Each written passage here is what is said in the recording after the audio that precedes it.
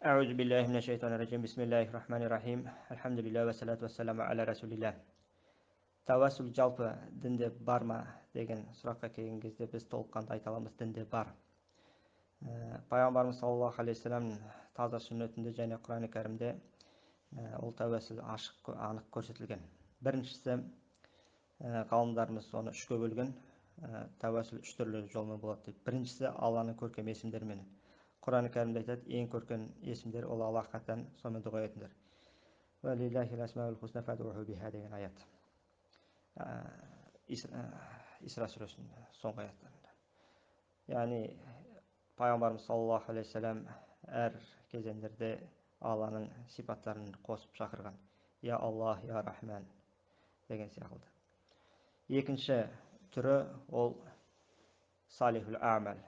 Ұзын хадисте келген, Абу Хурайрадан жеткен хадисте, онда үңгірге қамалып қалған үш адам қонақтан қайтып келішті. Сол кезде үшеуі де өзінің ең жақсы амалдарымен дұға етеді. Ей Алла, мен осындай нәрсе істедім, соны қабыл етсін, осы үңгірден шығуымызға көмектесе көр деп. Әр адам айтқан сайын жар ашыла бастайды. Ұзын хадис, машһур хадис, кеңінен тараған хадисте келтірілген. Сол адам өзі бір жақсы амал істеп, сол амалдарымен дұға істеуіне болады. Ораза ұстап, намаз оқып, Құран оқып, зікір етіп, садақа беріп деген сияқты. Үшінші түрі салиху ражул. Яғни бір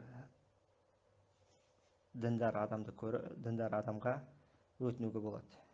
Менің осындай Аллахтан мұқтаждығым бар, мен үшін сен дұға етіп берші деп бар.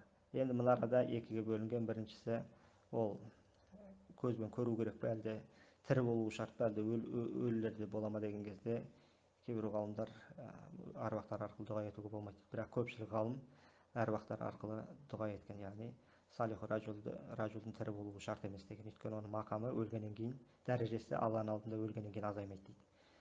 Онда пайғамбарымыз саллаллаху алейхи вассаламның қабіріне барып, кімдер Омар радиаллаху анхудың дұға еткені сияқты. Сондай негізгі жалпы ислам нәсәрлерінде сондай істер көп. Яғни бір таза халықтың ортасында беделі бар, діндарлығымен көзге түскен адамнан барып тіке бата, біздің қазақта қариядан бата алуы, билерден бата алуы деген сияқты мәселе негізі солардан қалған нәрсе. Сондықтан тәуәсіл нәрсесі бар.